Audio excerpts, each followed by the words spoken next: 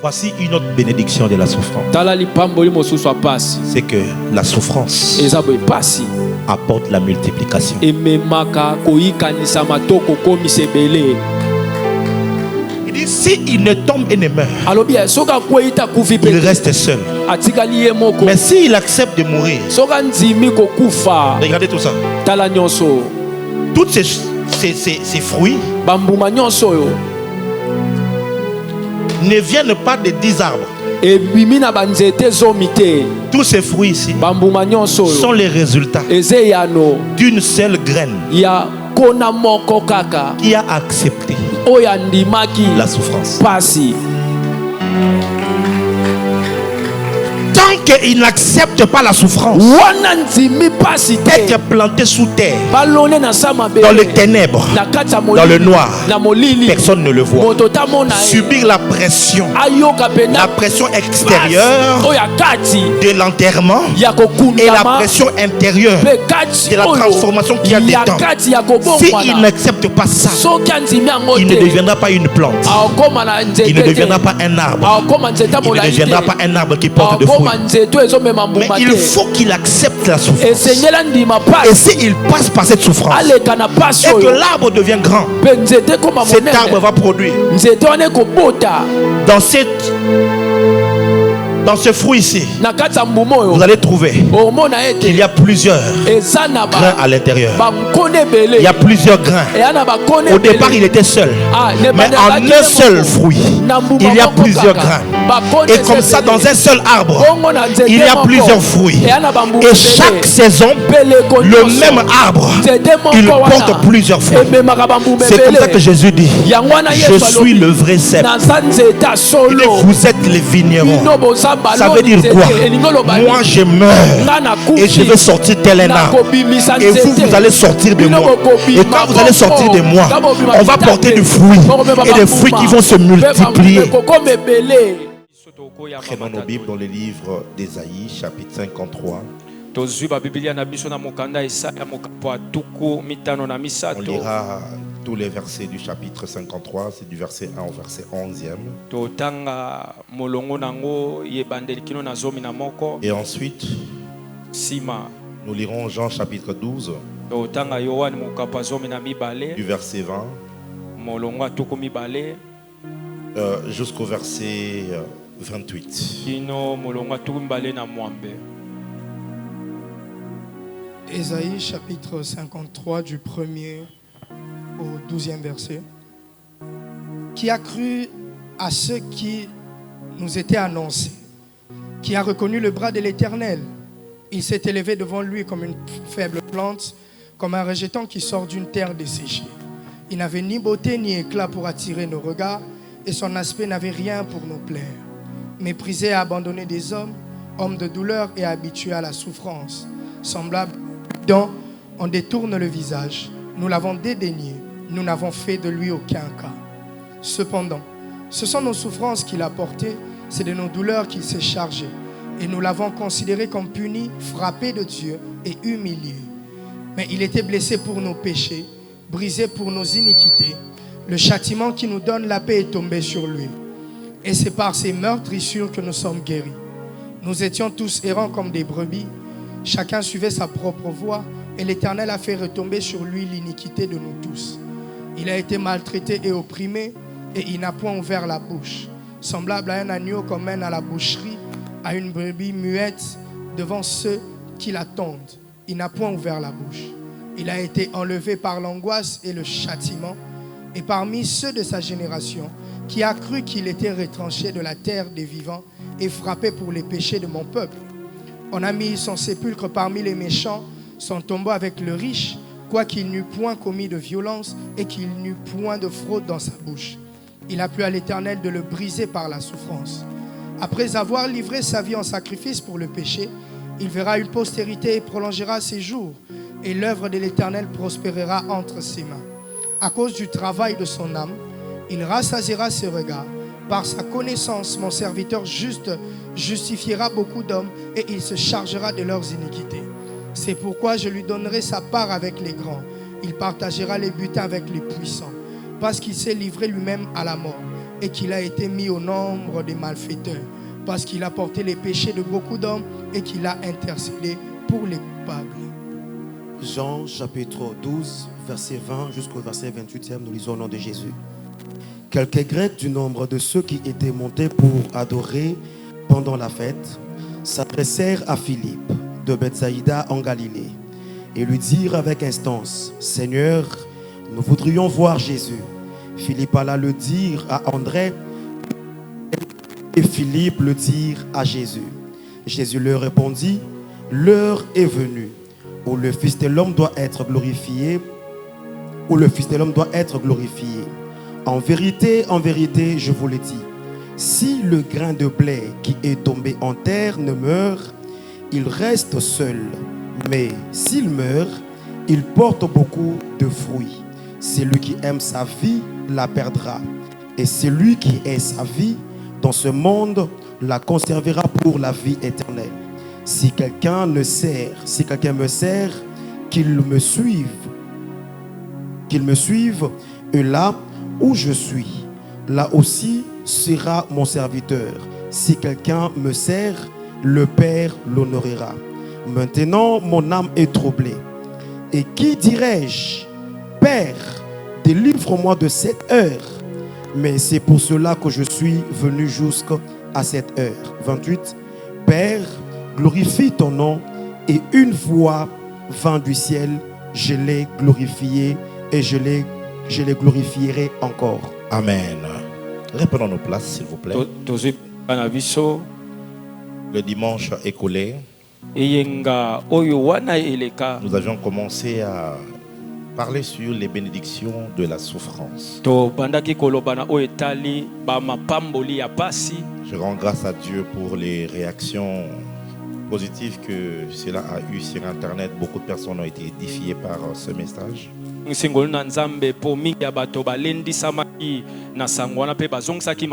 nous avions dit que l'une des bénédictions de la souffrance,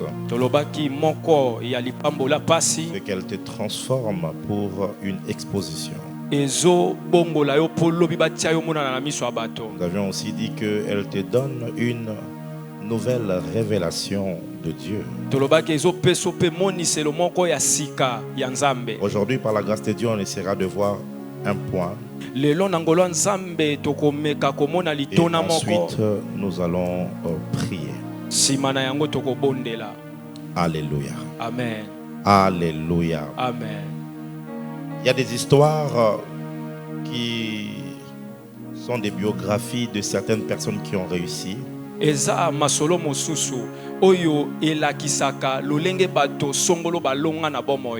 Parmi ces histoires, il y a l'histoire de cet homme qu'on appelle Leonardo Del Vecchio. Leonardo Del Vecchio. C'est en fait celui qui a fondé l'entreprise qu'on appelle les Ray-Ban.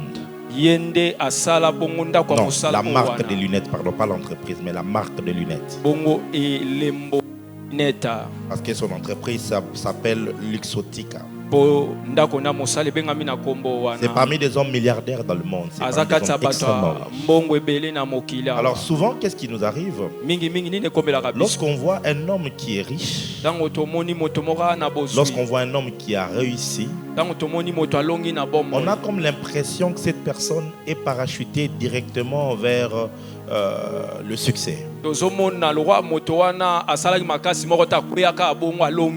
l'impression que nous avons, c'est comme si les gens qui réussissent dans la vie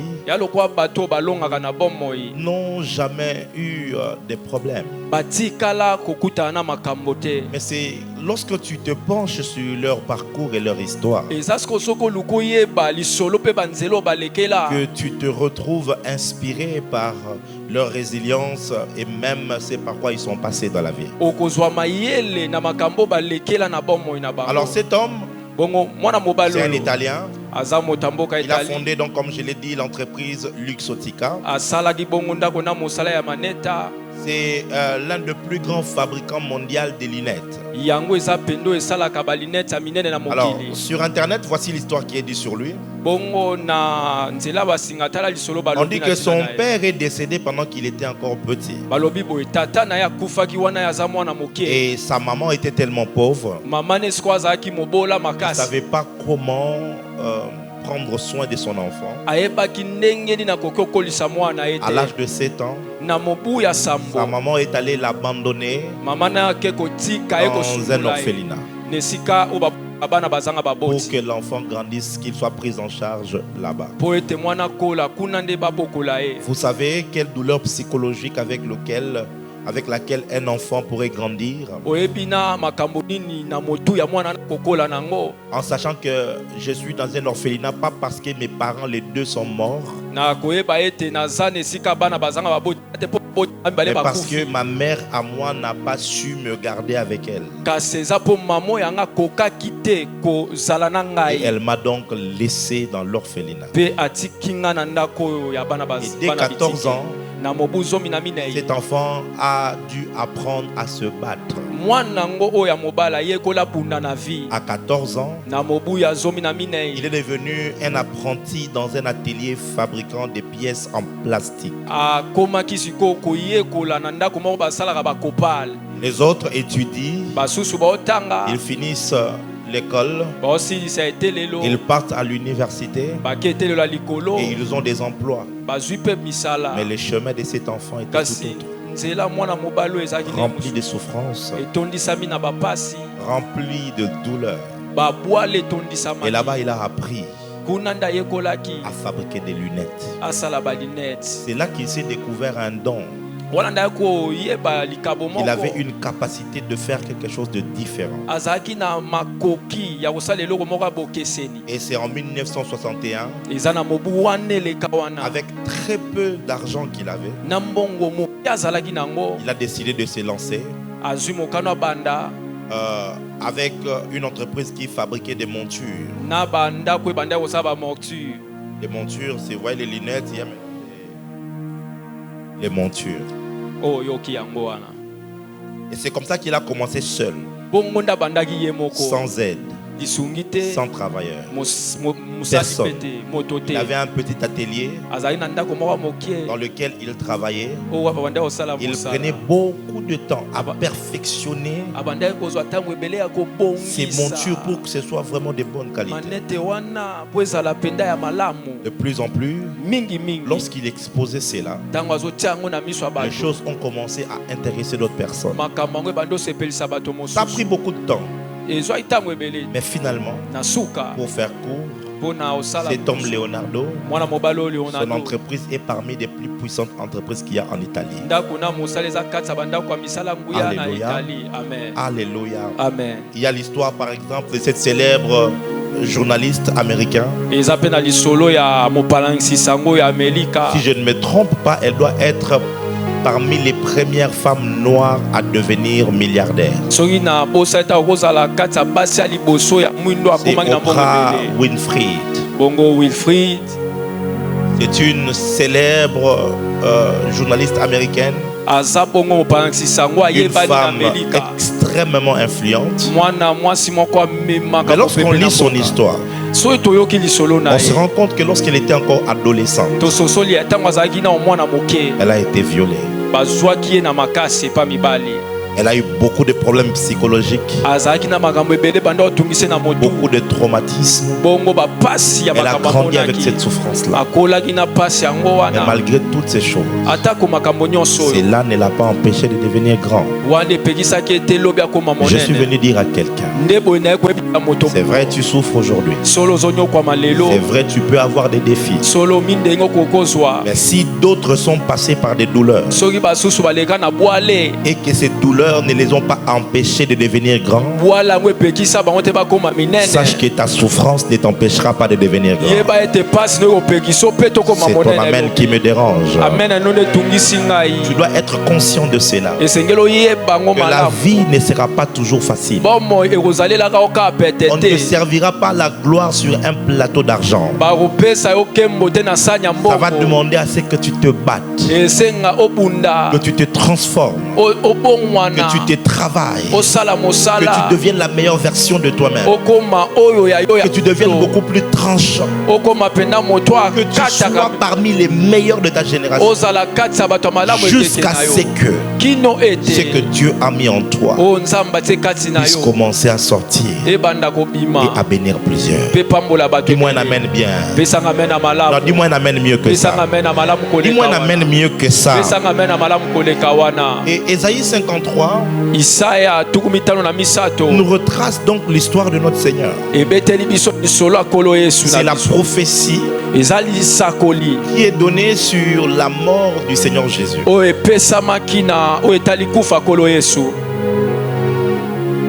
Dans la Bible, il y a beaucoup de prophéties concernant le Messie. Le oin que les enfants d'Israël attendent.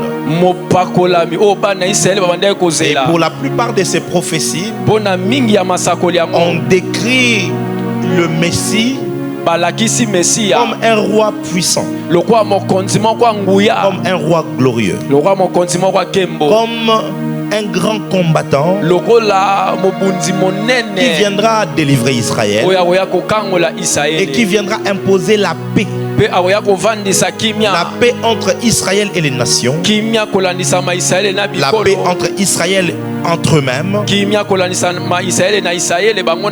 paix entre Israël et Dieu. Isaïe va même plus loin, il dit que quand ce règne arrivera, il y aura la paix entre Israël et la nature, au point que les lions et l'agneau pourront manger ensemble. Et les Juifs avaient cette prophétie, ce qui a fait qu'à chaque fois que Jésus arrivait et qu'on voyait en lui un espoir d'un grand leader, les Juifs venaient lui proposer d'être couronné roi. Et quand Jésus refusait, c'est ce qui les mettait en colère. Et on le traitait d'imposteur pour dire, si tu ne peux pas devenir notre roi, alors tu ne peux pas être le Messie. Parce que le Messie, c'est un grand roi. Amen, amen. C'est juste à titre d'information, retenez que jusqu'à ce jour, les Juifs ne croient pas en Jésus. Amen, amen. Donc les Juifs ne croient pas en Jésus.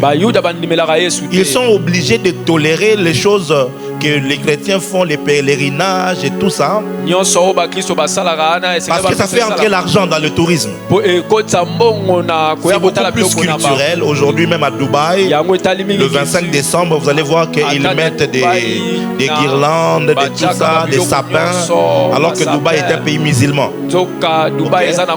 Ils ne le font pas parce qu'ils y croient. Ils le font pour attirer des touristes. Voyez ça? Et pour s'accommoder.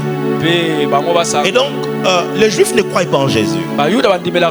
Parce que pour les Juifs, Jésus est un imposteur. Parce qu'un Messie ne peut pas mourir pendu sur le bois, pendu au bois comme un voleur. Cependant, dans Actes des Apôtres chapitre 8, Philippe rencontre cet homme, le Nique éthiopien, qui est en train de lire la Bible. Et il est en train de lire Ésaïe 53 que nous avons lu. Et Philippe lui pose la question: comprends-tu ce que tu lis? Cet homme lui répond: mais comment je vais comprendre si quelqu'un ne m'explique pas? Alors Philippe commence à lui expliquer que tu vois ce que tu viens de lire ici. Il y a à peine quelques semaines en arrière, ça s'est passé à Jérusalem. Il y a un homme qui s'appelle Jésus. Il a commencé à lui parler de lui, de comment est-ce qu'il était mort, de comment il était enseveli, et de comment il a ressuscité de mort. Et c'est comme ça que cet eunuque éthiopien a cru. Et qu'est-ce que l'eunuque éthiopien lisait? Il lisait Ésaïe 53. Alors dans certaines écoles où on discute de la Bible, il semblerait que cet argument de Ésaïe 53 arrivait à convaincre tellement les Juifs. Parce que pour nous, quand on pense Bible, on pense Ancien et Nouveau Testament, mais pas pour le Juif. Si tu veux être un chrétien fort qui peut défendre l'évangile, tu dois être en mesure de prêcher Jésus à partir des textes de l'Ancien Testament. Quand les apôtres prêchaient, il n'y avait pas Matthieu, il n'y avait pas Luc, il n'y avait pas Éphésiens. Okay? Donc à chaque fois même que la Bible dit, comme il est dit dans les Écritures, la Bible est en train de faire mention de l'Ancien Testament. Alors les Juifs, lorsque on leur mettait en face le texte d'Ésaïe 53 et qu'ils se rendaient compte que c'est ce qui a été dit à propos de Yeshua, ils étaient directement convaincus. Alors, il semblerait que certains scribes juifs ont enlevé cette partie de leur Bible. Il semblerait qu'à ces jours, quand les Juifs étudient les Écritures, cette partie d'Ésaïe 53, il n'y en a pas. Pourquoi? Parce que c'est la prophétie qui dit très clairement que le Messie ne sera pas seulement un roi, mais que le Messie allait aussi souffrir, que le Messie allait être humilié, que le Messie allait mourir. Vous voyez ça? Donc c'est dans cette écriture-là. Si tu es un enfant de Dieu, Ésaïe 53 doit être l'un des livres que tu maîtrises. Parce que notre foi est basée sur la mort et la résurrection de notre Seigneur Jésus-Christ. C'est parce que Jésus était mort qu'il a été enseveli et que le troisième jour il est revenu à la vie, que toi et moi aujourd'hui nous pouvons prétendre être enfants de Dieu. Quelqu'un est avec moi? Balance ta main droite, dis merci Jésus. Fais le plus fort, merci Jésus. Tu ne le comprends peut-être pas aujourd'hui, mais même le jour où tu mourras et que ton âme quittera ton corps et que tu verras la lumière de l'au-delà, ce jour-là tu comprendras que si tu vas avoir accès au Père et que ton âme va échapper au jugement éternel, ce ne sera pas à cause de tes œuvres, ce ne sera pas parce que tu auras fait des dons dans les orphelinats ou parce que tu as aidé les pauvres. Ce sera parce que le juste, celui qui n'avait pas de péché, celui qui n'avait pas commis de faute, était descendu sur la terre et il a accepté que les hommes puissent l'attraper, que les hommes puissent le frapper, que les hommes puissent le crucifier alors qu'il était juste. Et la Bible dit, qui a cru à ce qui nous a été annoncé? C'est pas croyable, mes bien-aimés. Aujourd'hui, je voulais prêcher en réalité sur un message: folie et scandale. Parce que lorsque tu es un homme sensé et que tu réfléchis sur ces textes, tu réfléchis sur la foi chrétienne, c'est réellement une folie et c'est réellement un scandale. C'est ce que l'apôtre Paul dit à propos de la prédication de la croix. Il dit c'est un scandale pour les Juifs et c'est une folie pour les Grecs. Dis-moi amen bien, je vais te dire quelque chose. Donne-moi un amen mieux que ça. Je ne te sens pas, c'est comme si tu as faim. Dis-moi un amen bien. En quoi est-ce que la prédication de la croix est un scandale pour les Juifs? Parce que la constitution des Juifs, c'est les Écritures. C'est ce que Dieu leur a donné. Et dans les Écritures, il est dit ceci: maudit soit quiconque est pendu au bois. Donc quand vous voyez quelqu'un qui est pendu, la Bible dit n'ayez pas pitié de lui. Alléluia. Amen. De Dieu, la Bible dit. Vous voyez, donc, quand je dis la Bible dit, c'est-à-dire selon ce texte, quand un juif passe devant un homme qui est crucifié ou pendu, il doit cracher dessus. Il doit tourner le visage. Parce que c'est un homme maudit. Et vous savez, dans les lois que Dieu a données aux enfants d'Israël, il y a un principe qui était là. C'est que les impuretés étaient transmissibles. Les impuretés étaient contagieuses. Oui. Une femme qui est dans ces périodes, elle devait se retirer. Parce que si elle est en contact avec les gens, toute personne avec qui elle est en contact sont aussi impures. Un homme qui est lépré doit être mis de côté. Parce qu'il peut contaminer les autres. Quand tu es en contact avec un mort, tu es impur pendant 7 jours.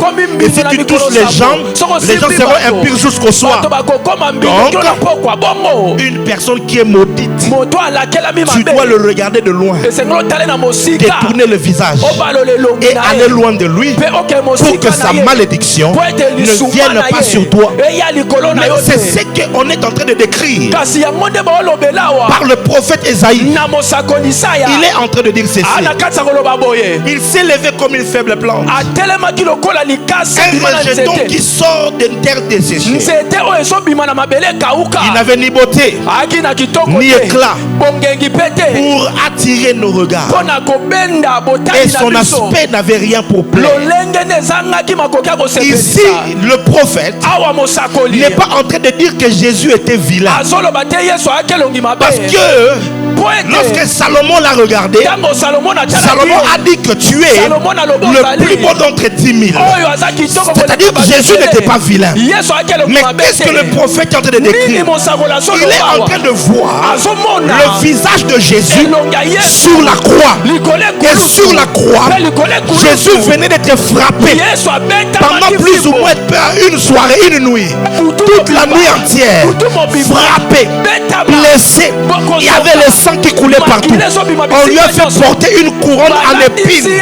C'est entré dans les muscles, ça pénétrait presque le crâne, et le sang giglait partout. Et quand il regarde, il voit qu'il n'a pas un bel aspect, un aspect qu'on peut apprécier.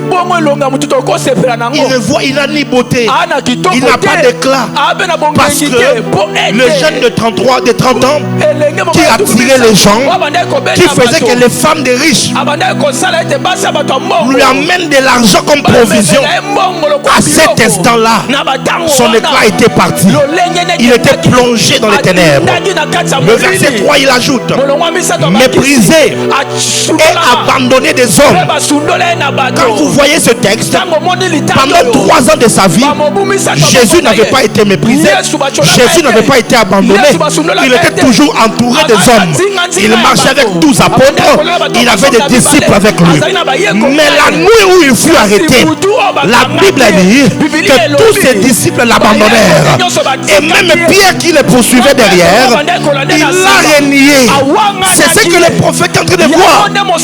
Il dit homme de douleur et habitué à la souffrance, homme de douleur. Et il décrit ce qui s'est passé à la croix. Écoutez ça: semblable à celui dont détourne le visage. Nous l'avons dédaigné. Nous n'avons fait de lui aucun voyez ça? C'est ce que je viens de t'expliquer. Que pour un juif, quand tu vois un homme pendu au bois, tu sais trois choses. Un, c'est un criminel. Deux, le pays l'a condamné. Et trois, Dieu l'a maudit. C'est comme ça que quand tu passes, il faut le détourner le visage. Il faut le dédaigner. C'est comme ça qu'il crache pas de pitié. C'est comme quand ces rebelles-là étaient morts récemment ici. Les seules personnes qui ont pleuré, c'est peut-être sa femme et ses enfants. Et les gens de son camp.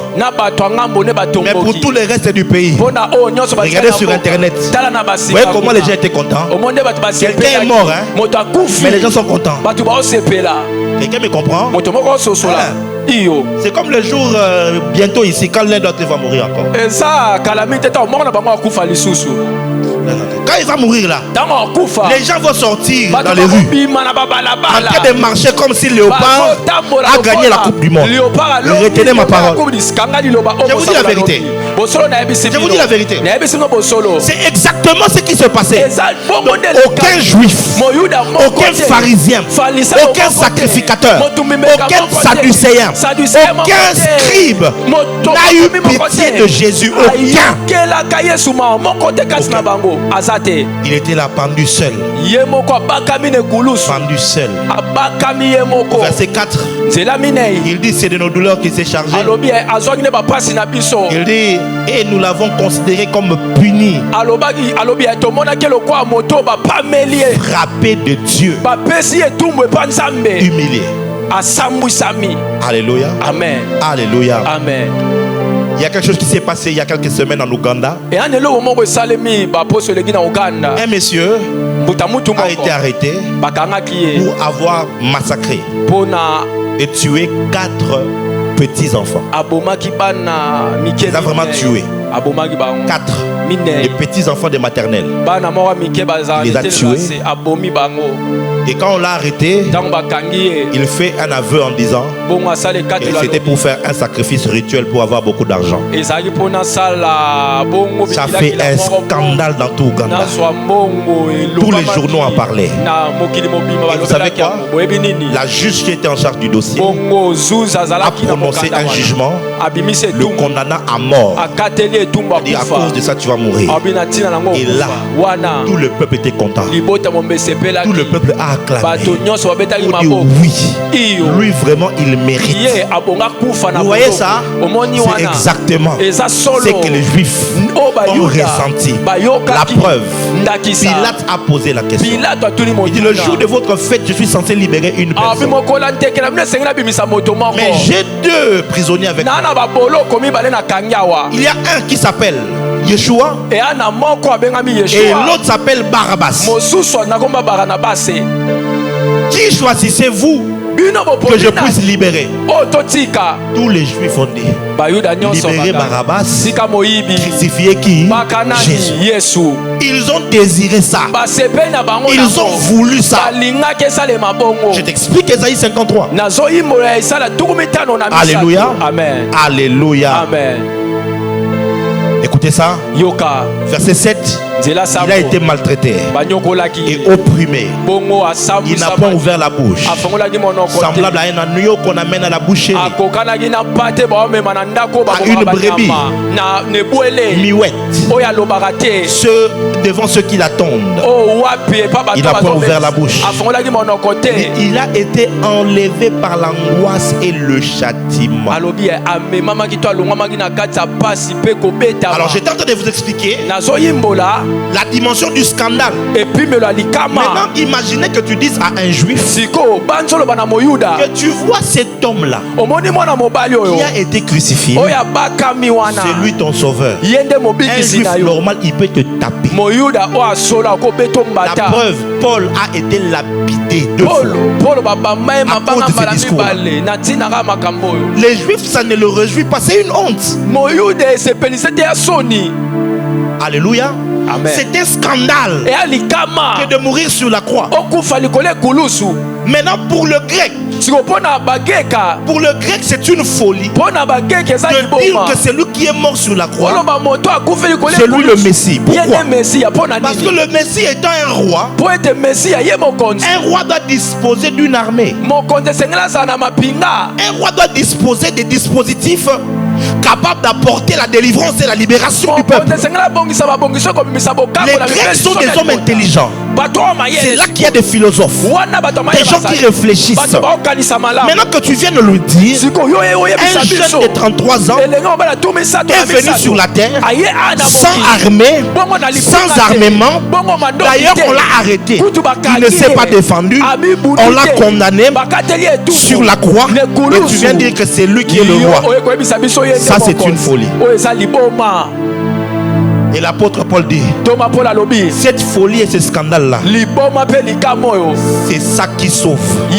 C'est ça même qui est la puissance de Dieu pour quiconque croit. Tu n'es pas sauvé parce que Dieu est descendu avec une armée. Tu es sauvé parce que Dieu est descendu et s'est fait humilier. Ton salut n'est pas venu par des habits royaux d'un roi. Mais ton salut est venu par la nudité d'un roi.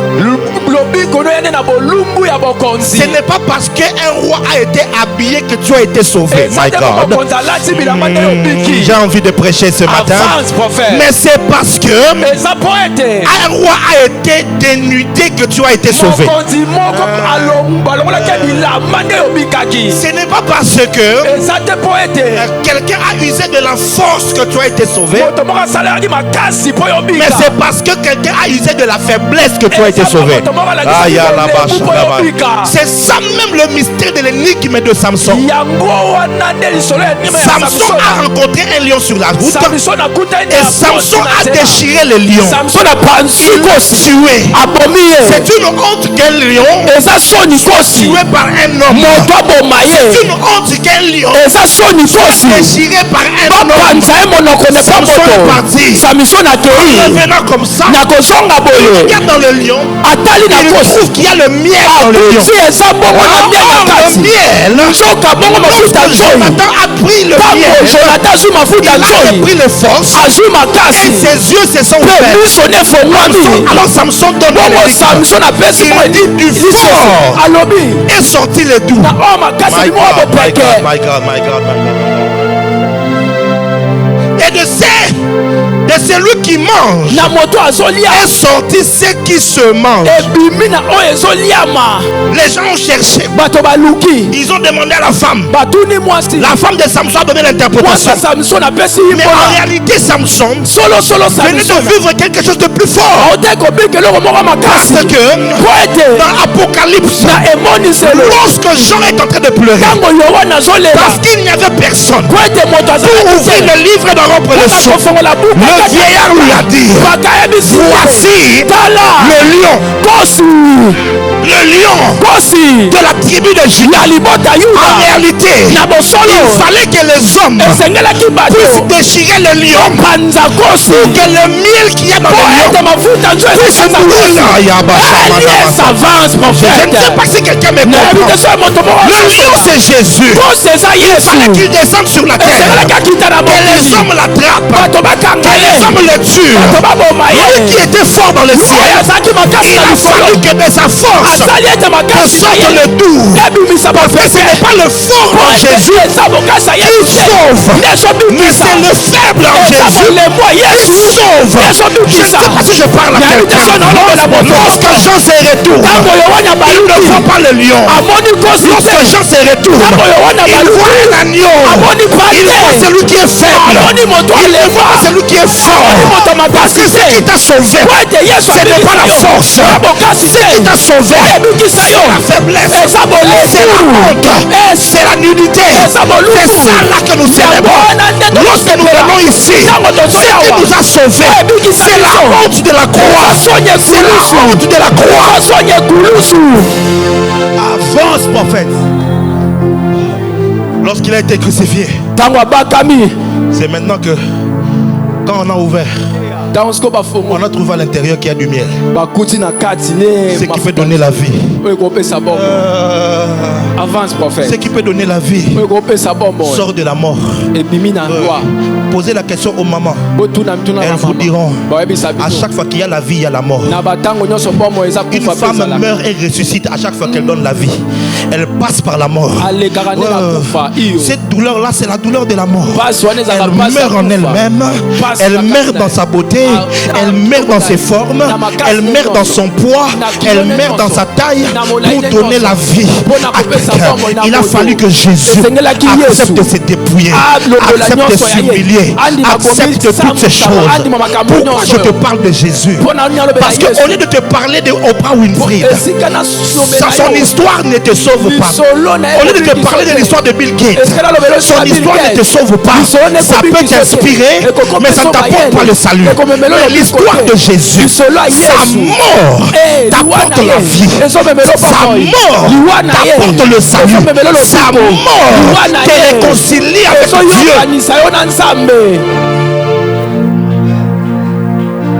Est-ce que je parle à quelqu'un? Est-ce que je parle à quelqu'un? Lève ta main droite, dis merci Jésus. Merci Jésus. Souvent quand je suis seul dans mon salon, je pense à la croix et souvent je me mets à pleurer. Vous savez, quelquefois même ta manière de prier est faible. Tu n'arrives pas à bien adorer Dieu parce que tu n'as jamais réalisé l'œuvre de la croix. À la grâce de Dieu, en tant que prophète, le Seigneur m'a emmené dans 3 endroits qui ont changé ma vie. Le premier endroit, Dieu m'a amené au ciel. La première fois c'était en 2008. Je suis allé, j'ai vu cette cité magnifique. J'ai vu ce royaume. Mais ma vie a changé. Ma compréhension des choses ont changé. Le deuxième endroit où Dieu m'a amené, Dieu m'a amené voir l'enfer. J'ai vu, un jour j'aurai un enseignement où je vous parlerai des choses que j'ai vues. C'est tellement atroce et terrifiant que je ne peux même pas en parler. Jusqu'aujourd'hui, je n'ai pas la force d'en parler. Et le troisième endroit où Dieu m'a amené, qui a changé ma vie, le Seigneur m'a amené à Golgotha. Et dans une vision, j'ai vu les 2 scènes. Ce qui s'est passé dans le monde physique et ce qui s'est passé dans le monde spirituel. Ces jours-là, à chaque fois que j'y pense, je coule le larmes. Masia alingi ngai mingi tikana yembela yenze moyo akufela kingai na ekulusu na yende nazwi lobiko Masia alingi ngai mingi tikana yembela yenze moyo akufe la kingai. Ce ne sont pas juste des cantiques, c'est des réalités. Lorsque tu chantes avec révélation, tu réalises qu'un homme a payé le prix. Avec toi, merci Jésus. Dis encore merci Jésus. Je ne m'attache pas à Jésus pour qu'il me donne l'argent. L'argent, avec l'intelligence des hommes, je peux me battre pour avoir ça. Je ne m'attache pas à Jésus pour avoir le mariage. Avec le courage d'un homme, je peux trouver une femme et me marier. Je ne m'attache pas à Jésus pour voyager. Avec un peu d'organisation, je peux trouver le visa, payer le billet et voyager.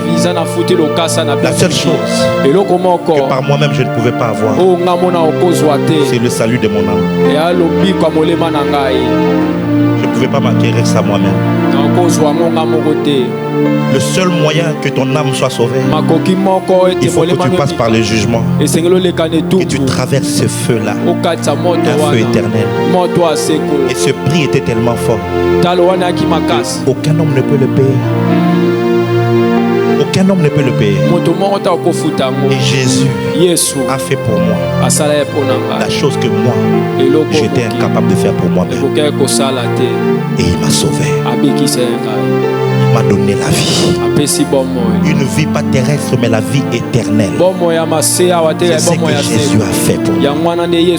Est-ce que tu peux juste te lever et acclamer de toutes tes forces en disant merci Jésus pour l'œuvre de la croix, pour l'œuvre de la croix, merci Jésus pour ce scandale et pour cette folie qui m'a sauvé, qui m'a sauvé, qui m'a sauvé. Ta manière d'acclamer, c'est comme si je me suis pulmoné pour rien. Pendant 1 minute non-stop, ça tourne. Je veux que tu acclames, que tu dises merci Jésus. Merci Jésus. Si nous arrangeons tout ça, nous nous rassemblons comme ça, c'est notre manière à nous de t'honorer. Si nous venons au culte, c'est notre manière à nous de t'honorer. Tu as fait pour nous ce que personne ne pouvait faire pour nous. Tu as fait pour moi ce que mon père ne pouvait pas faire, ce que ma mère ne pouvait pas faire, ce que mon chéri ne pouvait pas faire. Merci Jésus. Oui, vas-y encore. Vas-y. Merci Jésus. Hier les gens sont restés au Stade de France pendant des heures pour célébrer la joie de la vie, la joie du monde. Toi tu es en train d'acclamer celui qui t'a donné la vie éternelle. Jésus. Il est le roi de rois, le Seigneur de seigneurs. Son nom c'est Jésus. Oh, il est le roi. Le Seigneur de seigneurs. Son nom c'est qui? Oui. Oh, il est le roi. Il est le roi. Oui, le Seigneur de Seigneur. Son nom. Oui. Oh, sautez. Il est le roi. Le Seigneur de. Oh, son nom. Oui. Oh, il est le roi. Le Seigneur de son nom.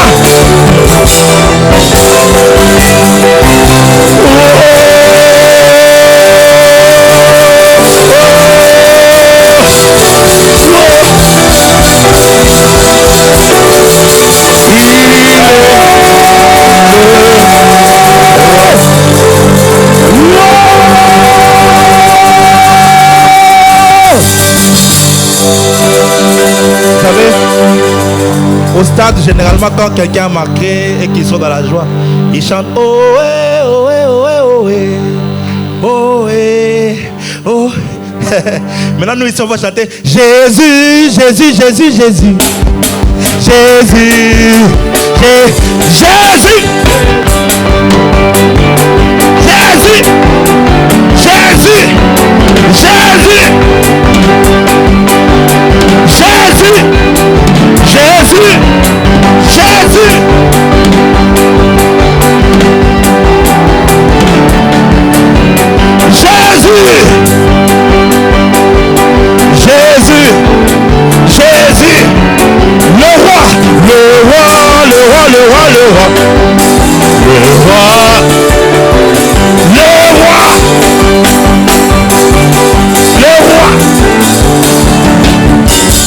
Acclame le Seigneur. Acclame le Seigneur. Amène-moi les plateaux qui sont là. Amène-moi ça tout ça. Au bureau. Mais acclame bien, acclame. Acclame. Même Noam est en train d'acclamer. Acclame.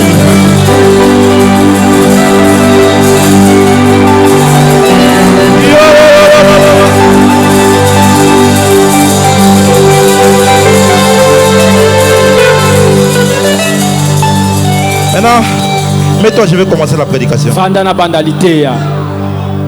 J'étais en train de t'introduire. Dans Jean chapitre 12, les Grecs sont venus trouver Jésus.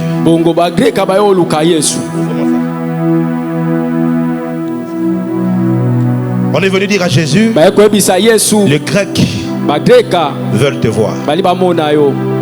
Ils ont envie de te voir. Ils veulent te rencontrer. Alors vous devez savoir que dans sa première venue, Jésus était venu pour sauver les hommes, pour mourir pour nous à la croix. C'est pour ça qu'il était venu pour la première fois. Et quand il est venu sur la terre, sa mission était de juste couper en 4 ou en 2, il n'y a pas de problème. Sa mission s'est limitée sur les circonscriptions d'Israël. Il ne pouvait pas aller ailleurs.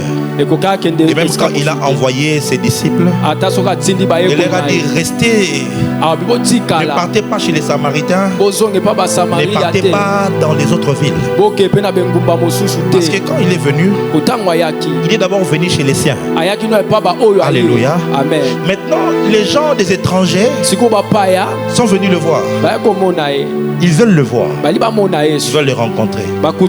Alors Jésus commence à tenir un discours. Il dit l'heure est venue où le Fils doit être glorifié. Et puis il ajoute encore, aussi longtemps qu'un grain de blé ne tombe pas à terre et ne meurt, il ne peut porter de fruits.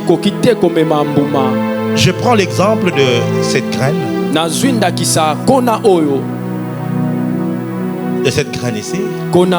Il dit, tant qu'il n'est pas mort, il reste seul. Il demeure seul. Le seul à être fils de Dieu. Le seul à être venu du ciel. Le seul à connaître le Père. Le seul. Il dit aussi longtemps qu'il reste comme ça. Il refuse de mourir. Il refuse. Il va rester seul.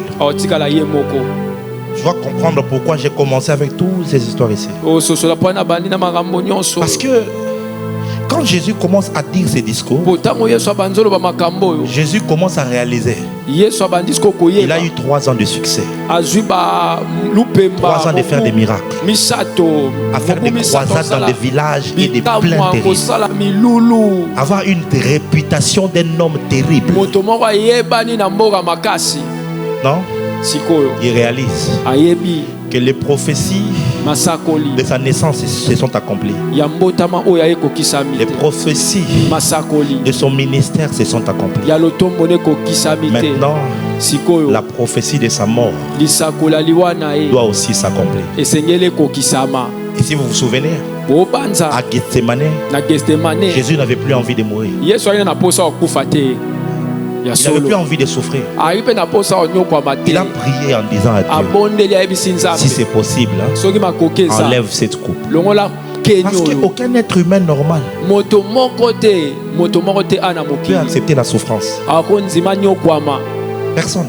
Que ce soit la souffrance de la maladie, la souffrance de la pauvreté, personne ne l'accepte.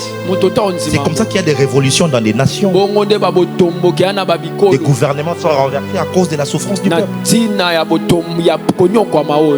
C'est pour ça que l'ancien régime était tombé. C'est pas parce qu'il y avait de l'opposition. Même à la période de Mobutu, il y avait opposition. Mais généralement, c'est lorsque le peuple arrive à bout. Il ne supporte pas la souffrance. Le peuple se révolte. Et Jésus en tant qu'être humain aussi, parce que c'était la souffrance, il commençait à réaliser que la prophétie de la souffrance devait s'accomplir. Et il devait souffrir. Il devait souffrir. On allait l'arrêter. On allait le frapper. On allait le crucifier. On allait l'humilier. Il allait passer par des grandes souffrances. Alors il dit Même si c'est dur. Mais aussi longtemps que un grain de blé ne tombe à terre et ne meurt, il va rester seul. Il dit, si je ne meurs pas, si je ne tombe pas, je ne meurs pas, je vais être le seul à être fils de Dieu. Je vais être le seul. Or, le Père m'a envoyé parce qu'il a tant aimé le monde. Le Père voulu avoir un grand peuple avec lui, une grande famille.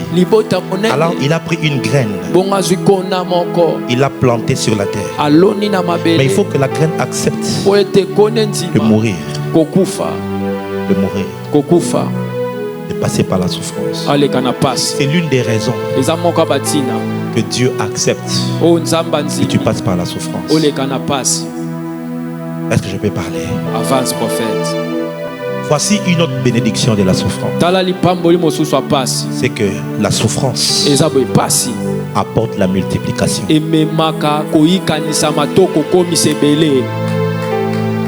dit, s'il ne tombe et ne meurt, il reste seul. Mais s'il accepte de mourir, regardez tout ça. Toutes ces fruits ne viennent pas de 10 arbres. Tous ces fruits ici sont les résultats d'une seule graine qui a accepté la souffrance. Tant qu'il n'accepte pas la souffrance, être planté sous terre, dans les ténèbres, dans le noir, personne ne le voit. Subir la pression extérieure de l'enterrement et la pression intérieure de la transformation qu'il y a dedans. S'il n'accepte pas ça, il ne deviendra pas une plante, il ne deviendra pas un arbre, il ne deviendra pas un arbre qui porte de fruits. Mais il faut qu'il accepte la souffrance. Et s'il passe par cette souffrance et que l'arbre devient grand, cet arbre va produire. Dans ce fruit ici, vous allez trouver qu'il y a plusieurs grains à l'intérieur. Il y a plusieurs grains. Au départ, il était seul. Mais en un seul fruit, il y a plusieurs grains. Et comme ça, dans un seul arbre, il y a plusieurs fruits. Et chaque saison, le même arbre, il porte plusieurs fruits. C'est comme ça que Jésus dit, je suis le vrai cep. Vous êtes les vignerons. Ça veut dire quoi? Moi je meurs et je vais sortir tel un arbre. Et vous allez sortir de moi. Et quand vous allez sortir de moi, on va porter du fruit. Et des fruits qui vont se multiplier. Je suis venu dire à quelqu'un, la souffrance n'est pas seulement la souffrance. La souffrance dans laquelle tu traverses, c'est une opportunité de Dieu pour multiplier ce qui est en toi, pour te permettre de te multiplier. La grandeur que tu atteindras, les milliards que tu auras, l'élévation que tu auras, ce sera la résultante de la multiplication qu'apporte la souffrance. Exode chapitre 12. Pardon, Exode chapitre 2. Exode chapitre 2. Oh my God. Amen. Lemendo shabrada bahase.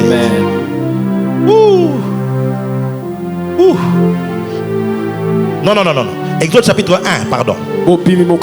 Exode chapitre 1. Regarde ce qui va se passer.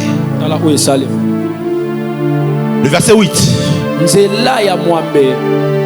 Il s'éleva sur l'Égypte un nouveau roi qui n'avait point connu Joseph. Continue. Il dit à son peuple, voilà les enfants d'Israël qui forment un peuple plus nombreux et plus puissant que nous. Allons, montrons-nous habiles à son égard, empêchant qu'il ne s'accroisse et que, s'il survient une guerre, il ne se joigne à nos ennemis pour nous combattre et sortir ensuite du pays. Et l'on établit sur lui des chefs des corvées, afin de des chefs de corvées, oui, afin de l'accabler des travaux pénibles. Afin de l'accabler avec de travaux pénibles. C'est ainsi qu'il bâtit les villes de Pithom et de Ramsès pour servir de magasin à Pharaon. Un pharaon est venu, il a décidé de mettre en esclavage tout un peuple, de commencer à les accabler des souffrances et des douleurs. Et le peuple d'Israël a commencé à souffrir. Le verset 12 dit, mais plus on l'accablait, plus il multipliait et s'accroissait. Plus on les faisait souffrir, plus Israël se multipliait. Il y a un mystère dans la pression des douleurs et des souffrances. Plus tu vois Dieu accepter que tu passes par la souffrance, c'est-à-dire que Dieu te donne la possibilité et l'opportunité de te multiplier. Je te dis la vérité. Le peu que tu as entre tes mains, si tu n'as pas de difficultés, tu vas les dépenser facilement. Mais si tu passes par la souffrance, tu souffres tellement. $200 entre tes mains peuvent devenir un fonds de commerce qui te permettra de travailler au point que tu vas commencer à multiplier ça jusqu'à t'en sortir dans la vie. Je suis venu dire à quelqu'un, le Seigneur m'a demandé de t'annoncer que tes souffrances vont t'emmener sur le terrain de la multiplication. J'ai dit de la multiplication. Tu vas te multiplier. J'ai dit tu vas te multiplier. J'ai dit tu vas te multiplier. J'ai dit tu vas te multiplier. Oh oui, tu vas te multiplier. J'annonce à quelqu'un ici, tes finances vont se multiplier. J'ai dit ton argent va se multiplier. Les opportunités vont se multiplier. Ton talent va se multiplier.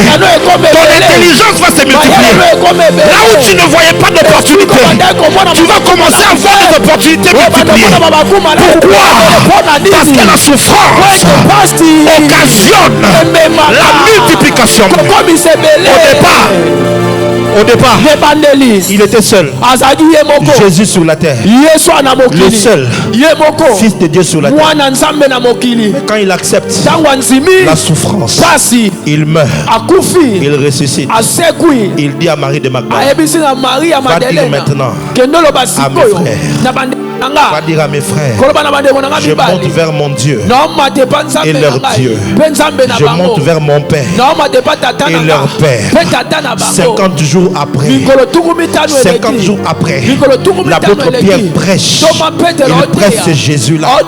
Ils ont quitté d'une église de 120 personnes. Ils se sont multipliés à avoir 3000 disciples.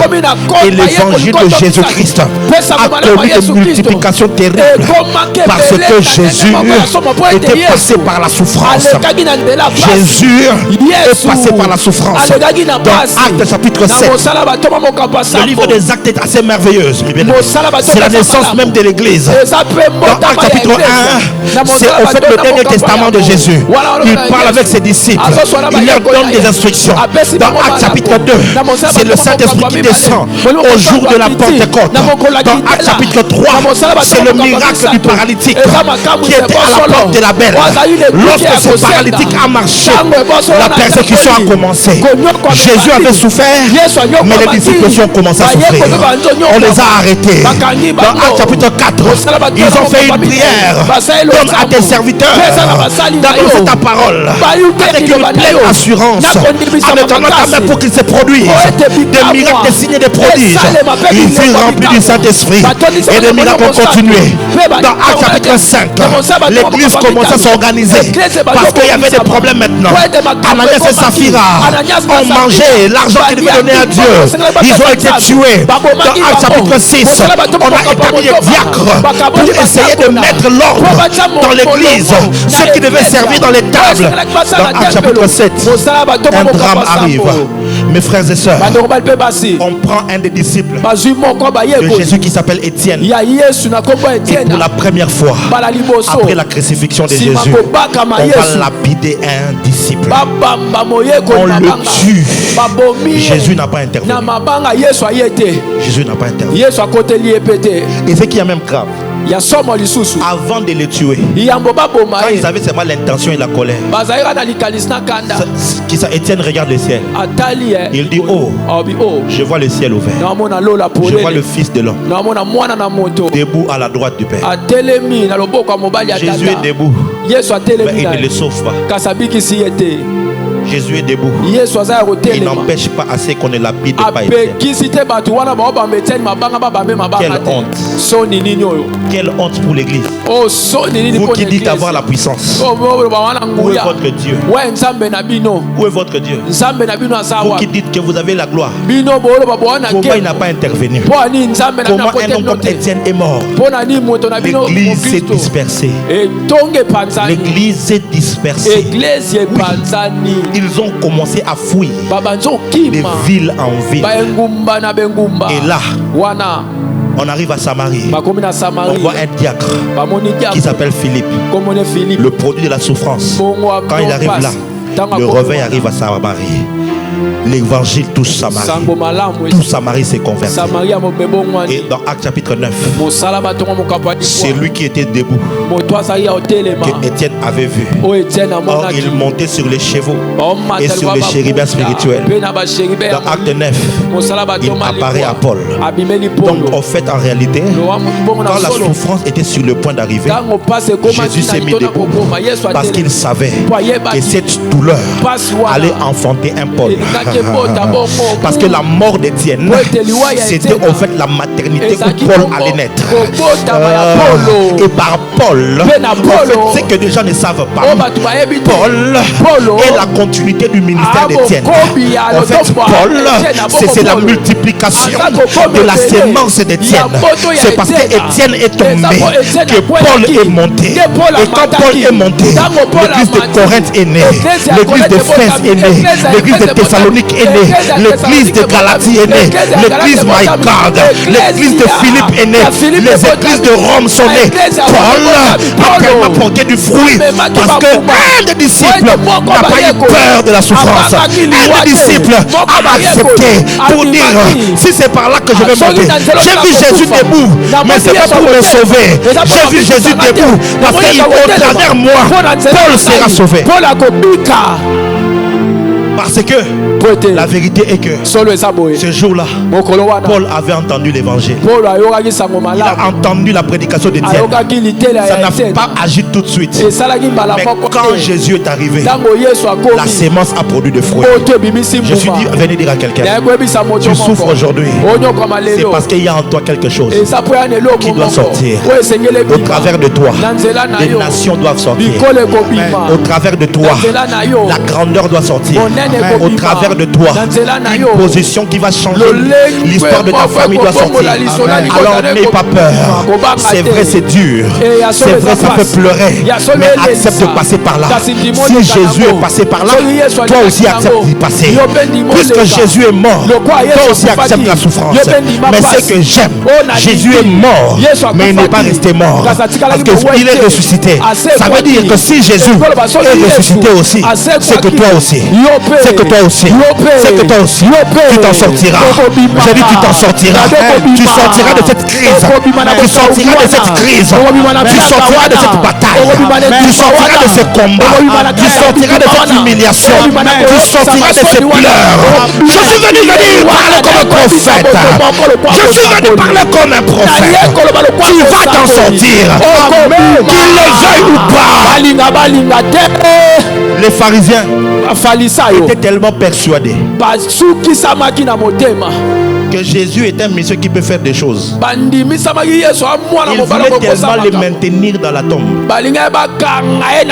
Ils sont allés prendre une grosse pierre. Ils ont mis sur la tombe. Comme ça, même s'il y avait occasion pour qu'il ressuscite, il va mourir de faim à l'intérieur. Et si ces disciples ont l'intention de venir voler, ils n'ont qu'à rouler la pierre. Et pour ajouter encore, ils ont mis des soldats. Imagine le niveau. Vous avez mis une pierre, mais vous prenez encore des soldats pour garder la pierre. Comme ça, personne ne peut venir embêter. Et ce jour-là, un ange est venu. Il a roulé la pierre. Il s'est assis dessus. Les gens ont cru que l'ange a roulé la pierre pour que Jésus sorte de la tombe. Or, Jésus ressuscité, il traverse le mur. Il n'a pas besoin de la tombe. Il n'a pas besoin qu'on roule la pierre. Parce qu'il traverse le mur. Il disparaît et il apparaît après sa résurrection. Parce qu'au fait, l'ange n'a pas roulé la pierre pour Jésus. L'ange a roulé la pierre pour que les femmes puissent accéder et voir de leurs propres yeux que c'est lui qui était mort est revenu à la vie. Yes. Et ça n'a pas miracle moko. Oh nzamba ça na vie na yo. Et ça te pose na besoin na moi. Et ça ka po banguna no ba mona. Pas à la témoin. Que nzamba ça visita ki okala. Et ça na ba porte moko nzamba ko fungole lo. Il y a des portes que Dieu t'ouvre. Ce n'est pas pour toi. Et ça ka po ba tout ba mona. C'est pour que les gens voient réellement on s'est multiplié. Que tu t'es bango ba kanisa ka soyi ba sungi yo te yo ko ki jamais ko mata. Marc se rendre compte que au sang aide na bango au mati po komi. So ba nomi tout na mais akomi kuna ndenge. Il se posera la question comment il a pourquoi cherchez-vous parmi les morts celui qui est vivant? Ils venaient avec l'intention de trouver un homme qui est mort. Ils sont venus avec l'intention d'embaumer un corps. Or, celui donc eux pensaient qu'il était mort était déjà ressuscité sans l'air secours. J'entends l'ange. Il pose pourquoi cherchez-vous parmi les malades celles que moi j'ai guéries? Amen. Ange retourne à bango. L'ange leur posera la question. Pourquoi cherchez-vous parmi les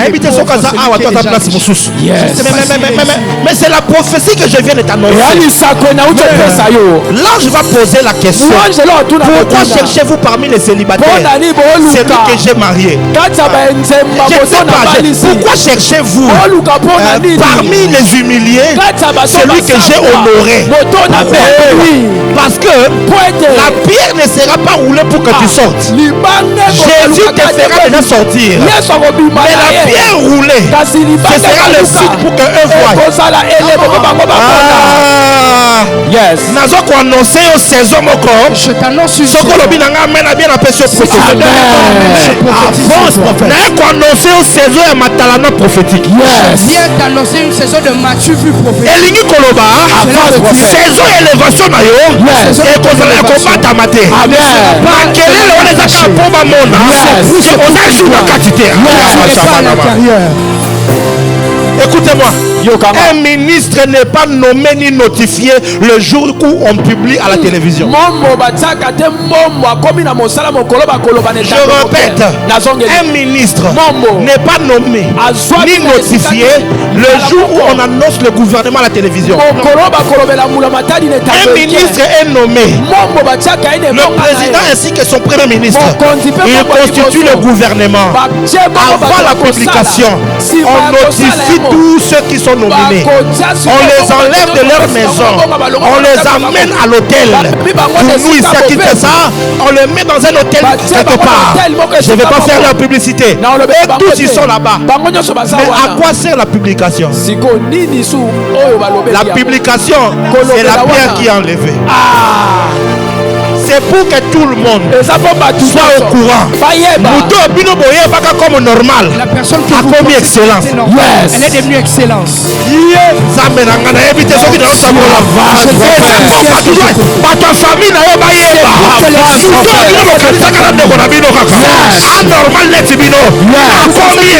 grâce. Reçois ta grâce ce matin. Reçois ta grâce ce matin. Reçois la publication. Et ça, c'est le monde spirituel. Bangula na bakoyeba. Kufa qui oui. Bangula qui kokufi. Bakoza na fait témoin. Il y a résurrection na yo. Il y a multiplication na yo. Soko to di baloba fire.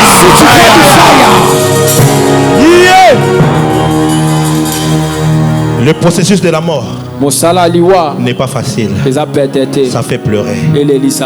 Que tu acceptes de ne pas sortir avec des hommes, de croire en ton fiancé qui n'a pas de moyens aujourd'hui, que tu acceptes quand même d'être avec lui sans le tromper, sans aller à gauche et à droite, sans le mélanger. Ce n'est pas facile parce que peut-être qu'il n'a pas encore de moyens pour te mettre dans les meilleures conditions. Ce processus-là n'est pas facile parce qu'il y a d'autres hommes qui ont plus d'argent, qui peuvent te draguer, qui peuvent t'offrir mieux.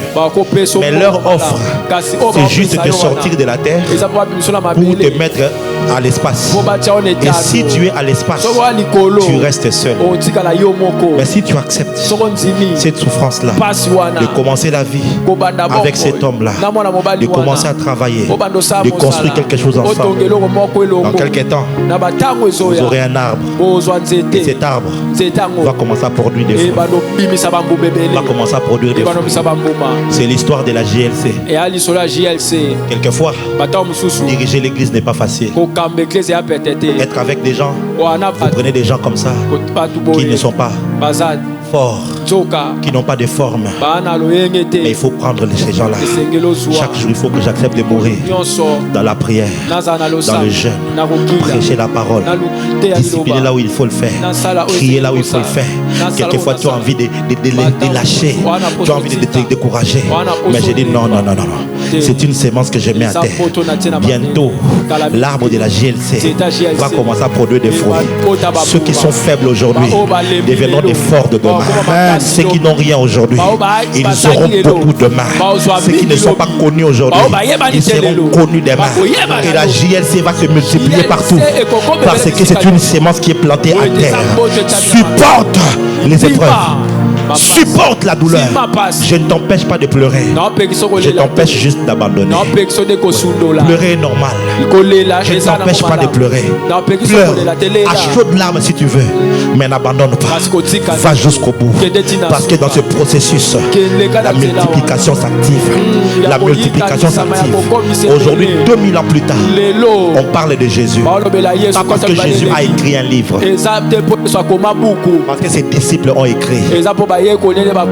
Pas parce que Jésus est venu prêcher au Congo, mais parce que ses disciples se sont tellement multipliés. La sémence qui est Jésus s'est multipliée au fil des âges. La bénédiction de Dieu dans ta vie ne suffira pas à ta vie. Non. La bénédiction de Dieu pour ta vie, ça va travailler pour des générations et des générations. Tes petits-enfants prieront au nom de ton Dieu. Parce qu'ils sauront que si nous n'avons plus connu la souffrance, c'est parce que notre maman a rencontré le Dieu de Jimmy Mbaye. Elle s'est attachée. Elle s'est attachée. Et voici les résultats. Ses enfants ont été bénis. Et nous aussi nous sommes bénis. Tes arrière-petits-enfants béniront ta vie. Parce que par toi, par les épreuves.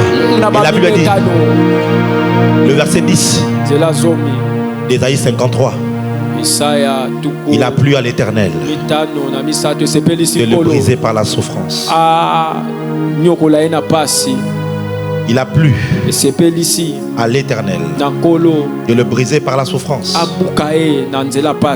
Après avoir livré sa vie en sacrifice pour le péché. Écoutez la promesse. Il verra une postérité. Il verra une postérité. Voyez, Abraham a commencé seul.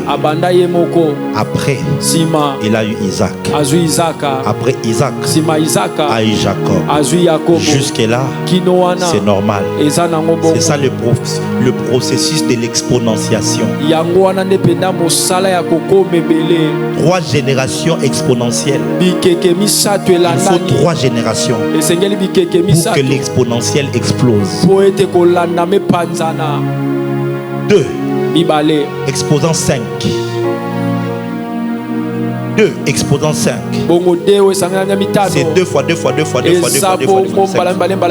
Mais regarde, 2 fois 2 égale 4. Première génération. 4 fois 2 égale 8. Deuxième génération. 8 fois 2 égale 16.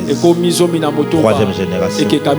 Mais à partir de là, 16 fois 2 égale 32. 32 fois 2 égale 64. 64 fois 2, explosion. 10. Exposant 10.